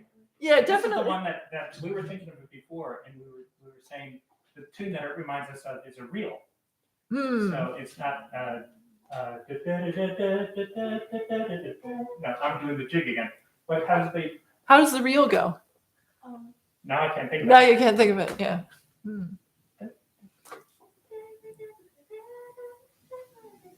That's still a jig. Maybe it is a jig. We can't think of that.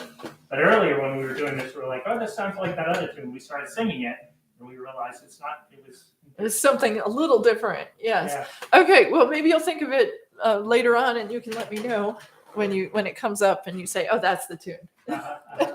Okay. So here's Alistair's jig. Let's play it slowly at first.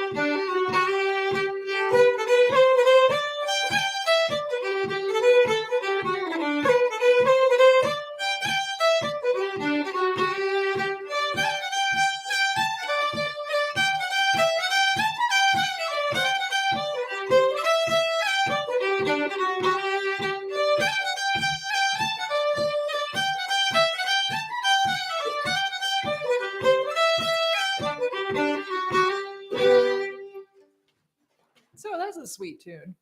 I like it. Even though I don't recognize what it's like. What was the other tune that it does remind me of something, but sometimes that's the magic. Sometimes it really is a unique tune, and the magic of it is just that it reminds you of something that you've heard. And then I'll just say it's a standard practice among people who write folk tunes like this, fiddle tunes like this, is to ask their wider friends to play the tune and tell them if they stole it from somewhere. And that happens to all of us. So it happened to me. I wrote this amazing reel, and it turned out it was just a variant of Gillen's Reel by Peter Milne. And it's like, dang, yeah, that is a good tune. And then Ed Perlman woke up late at night one time to scribble down the tune that had popped into his head that he'd composed in his dreams. And then a few days later, he heard it on a recording and realized it had just been stewing around in there and, popped out in a different key. So he didn't quite recognize it. So that happens all the time. I have a friend who wrote this lovely ragtime waltz, and I thought that's really cool, and it really reminds me of something. And then I heard a Scott Joplin rag that started the same way, only not in waltz time. So, it happens to everybody. The next tune is a traditional tune, the Tailor's Shirt. It comes from the Border Bagpipe book, which is last year we did a bunch of tunes from the Borders, and we relied a lot on the work of Matt Seattle, who has published a lot of Borders music, including the Borders Bagpipe book. The book itself is a republication of 17 tunes from the 1700s. So this Tailor's Shirt is from the 1700s. It's also found in one of the manuscript collections of the early 1700s in the Scottish tradition. So this is one of these tunes that's a double tonic. It's a tune in G, but as you look at it, and at least half the chords are A. So it keeps, stuff in G, stuff in G, stuff in A, stuff in A, and then it goes back to G, and then it goes back to A. And it does, that's a common mode. Not so common these days, but in older tunes, you sometimes see that happen. The most famous one is Clean Peas Stray, which is not coming to mind right now. It's a reel.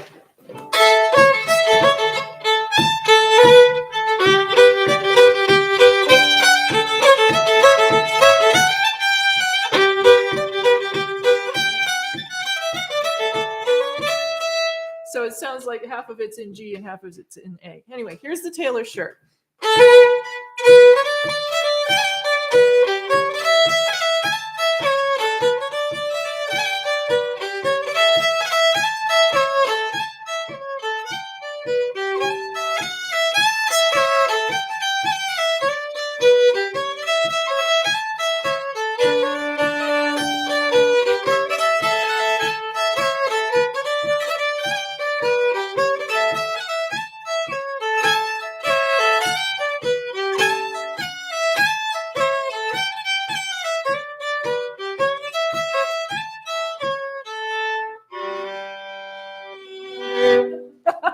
Right. And you're like, which key is the tonic, the actual tonic? It's a double tonic, so you can't decide whether you end on a G chord or an A chord. Nigel Gatherer has a strong opinion on this and says that you should end with a G chord. Interesting. Yep. So let's play the Taylor shirt. And this would have been, if you wanted a fourth ear tune, this would have been it. It has a big advantage for ear learning, which is that it's short. And this is actually something that is, I'll just note it in passing. The older the tune, the shorter. Not always true, but a rule of thumb. So there are lots and lots of these 16-bar tunes in the 1700s, especially the early 1700s, and especially before that in the 1600s. And then you have a tune like that Maiden's Jig that's a full 32 bars with no particular repeats in it. As you go from the 1700s to the 1900s and 20s, right? People seem to get longer, more verbose in their music composing. So let's play the Taylor shirt slowish.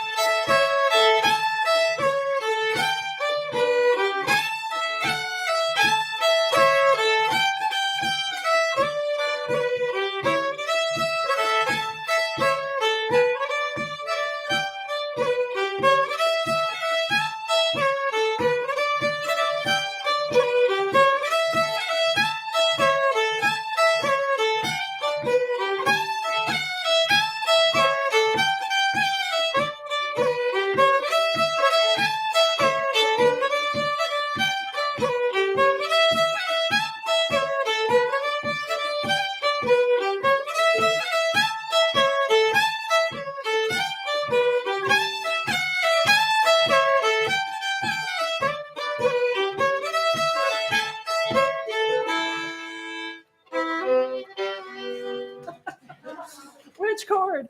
Anyway, one more thing to say about this tune is that it is definitely an older tune, and you can tell not just because it's short, but because of the nature of the tune. There's a very simple chord structure here, and there's a reason for that. It's because in the 1600s, what people did in Scotland with their tunes was they played some short tune over and over again with improvised variations. That was the thing in the 1600s. And this tune would be really good for that. This has got this repetitive pattern, It's not very challenging to remember what the chord structure is. And it's really also built out of some simple figures like arpeggios, where all you have to do is rearrange the arpeggio or change the rhythm on it, and you have a variation. So improvising is a grand old tradition that sort of fell out of favor. Sometime in the 1700s, people were more like, no, we should be playing in the tune. And then in the 1800s, they were very much play the tune as written. And then by the 1900s, people were like, you can't make stuff up in Scottish music. And then when you look back, you say, yeah, you can. And now people are starting to do a little bit more improvisation in Scottish music. It is not an improvising tradition like jazz or like old time where, you play the tune 20 times through and you better improvise or you're going to be like asleep. So anyway, let's, your question? I had a question. Yeah. I wonder if it was the age or what, that it was A, B, A, like that. Was a lot of them are A, B, A, and this is just A, B, and I'm back to A, B. Right. It's half as long. Okay. Yeah. That's what I thought. I wasn't Yeah. sure about Yeah. You're absolutely right. You were thinking, boy, that goes by fast, that. right? And it does. It's only And the A and the B are the same length. right. Yeah. Yeah. It's 4 bars repeated for the A part, and then it's 8 bars not quite repeated Yeah. for the B part. Yeah, I always want to do the B part again. It feels like it's. Yeah. I'm sorry. I won't allow that. But in the day, possibly that was done. They Yeah. were a little.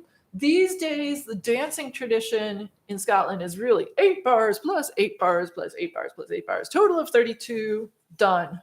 Uh-huh. That is one segment of dance. And it was much more fluid. At the time that this tune comes from, there were phrases that were 8 bars long and some that were 16 and some that were 12 and some that were 10 and some that were 4. Uh-huh. And, and so it could be that somebody would have intended to repeat the B part, Uh-huh. but we won't. Yeah. So let's do the fesh rush jig. Yes. So why is it pronounced that way? It's because it's a name in Gaelic, but it's not being used as a Gaelic name because it's the name of a festival, and this tune was written for that festival. And dang, that page, where did it go? It's one of the pages that got out of order. Rats. Okay, so Fesh Rosh is a festival. Oh, here it is. Fesh Rosh is a festival in Ullapool. I've been to Ullapool. Ullapool is like way up in the Highlands. It's still on the mainland, but it's way out there. And my story about going to Ullapool is we were staying in Inverness, and we got in our little rental car and drove windy little highland roads out to Ullapool, where we thought we could fill up. And there were several issues, which is, one of them is that it's not called a gas station in Scotland. Gas is like propane in tanks for your RV, which is not called an RV. It's called a caravan. So, and so we had some things where the person I was driving with, she was asking, where is a gas station? And it's like, well, there's no gas for sale here. And she's like, really? There's no gas here? And then when they said, yeah, we don't cater to the caravans, she just was like, I didn't understand what he said. So anyway, I have this memory of driving. This was at high summer. It was right around midsummer. And so the sun is coming like practically from the north as it sets in the west. And, it's like 10 at night. And I'm thinking, are we going to make it back to Inverness and find a gas station, petrol station? Sorry. And it's this switchback Highland Road with one lane and nobody's on it. if we run out of gas, good thing it's not dark. So we were driving up this little windy road past Loch Moray, and I was just hoping we were going to make it back. And that's my story about going to Ullapool. Ullapool itself was nice. There's like this great view. There's this island. And anyway, Did they have any petrol stations in Ullapool? we did not find one that was open. That's why we had to try to get back to Inverness, and there's like nothing but sheep. In the Yeah. middle of the road. Yeah. So anyway, but it was beautiful weather on that trip. We had like the sunniest weather I've ever had in Scotland. It was like the sun was like setting. The loch runs, north, probably northwest or even northish of northwest, and the sun was setting directly down the loch, the length of the loch. It's amazing. Here's the Fesh Rosh jig. Oh, and Annie Grace is a musician who plays in a folk group called Iron Horse. Has anybody heard of that one? I have, but I'm not real familiar with their stuff.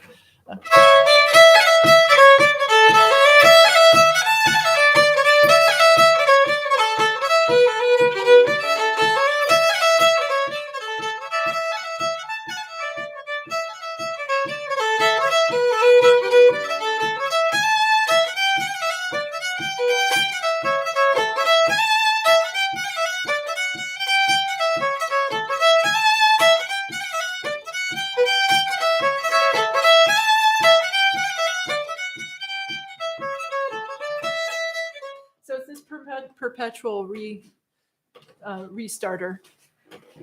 Let's try it slowly.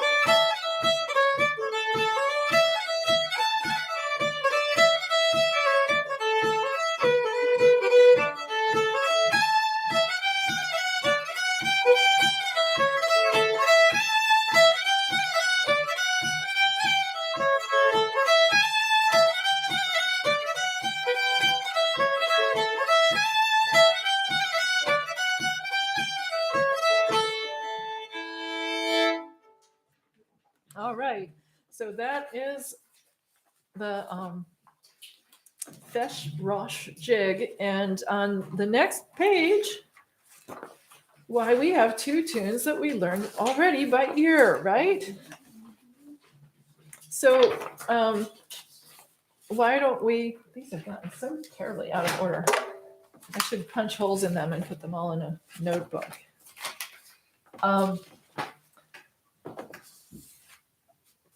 So let's go ahead and play these tunes that we learned by ear. Let's do the song for the small pipes, and you already know it.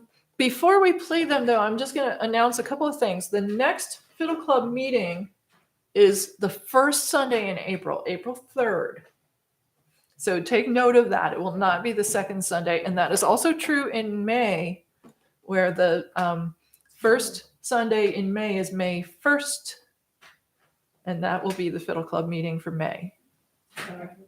Okay, so those are 2 exceptions to our normal rule of second Sunday, which happens every once in a while.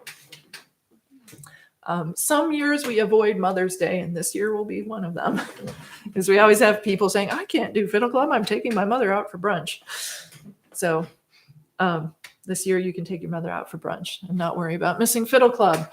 All right, so let's do Song for the Small Pipes. Remember how it was slow? Yeah. And you know this one by ear. You don't have to read the music, but if you want to play chords or something like that, it's a good opportunity to check those out. 1, 2.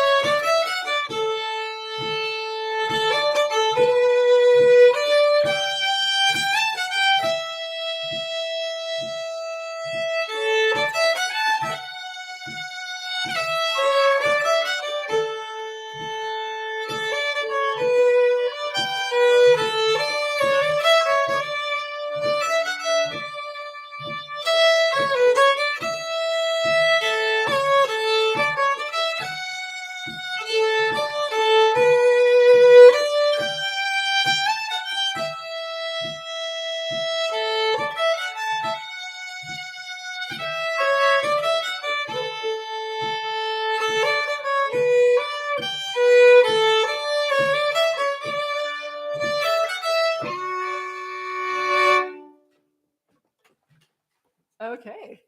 And the Falls of Laura, which you also learned by ear.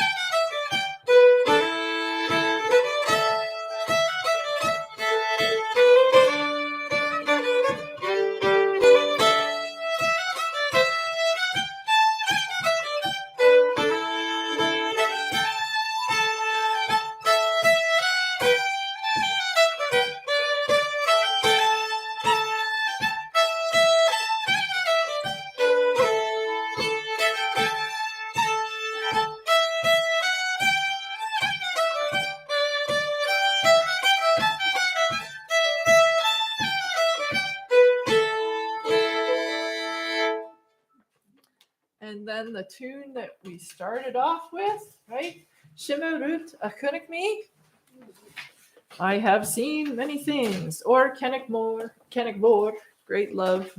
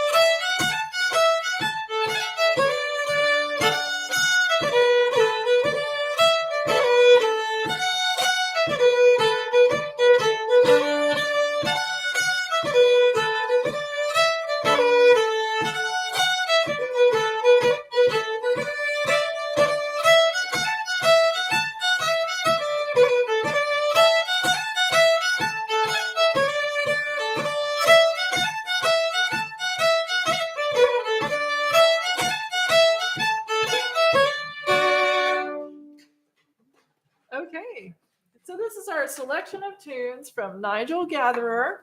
And thank you for joining the Potomac Valley Scottish Fiddle Club workshop for March 2022. This is now 2 years that we've been doing online workshops. When we go back to doing lots and lots of people at a really regular workshop, we are going to continue having online workshops because it lets people join us from far, far away. And that's been really useful to a number of folks. So we'll keep it up. There is a jam session tonight. If you're a member of the Fiddle Club, you should have received a Zoom link in your email. So look for that and join us. The jam session starts at 6:30. And in addition, we'll have, a live jam session here. So thank you to Becky Ross for hosting today. And I also want to thank Becky for working with me yesterday as we worked through a number of potential bugs that could have derailed this workshop. And I think we avoided them this time. So yay! We're really happy to get our tech worked out. And thanks for joining Fiddle Club today. And I hope you enjoyed the tunes. See you next month, April 3rd, and then May 1st. Yay. Yay. And stream. Thank you. So you're gonna have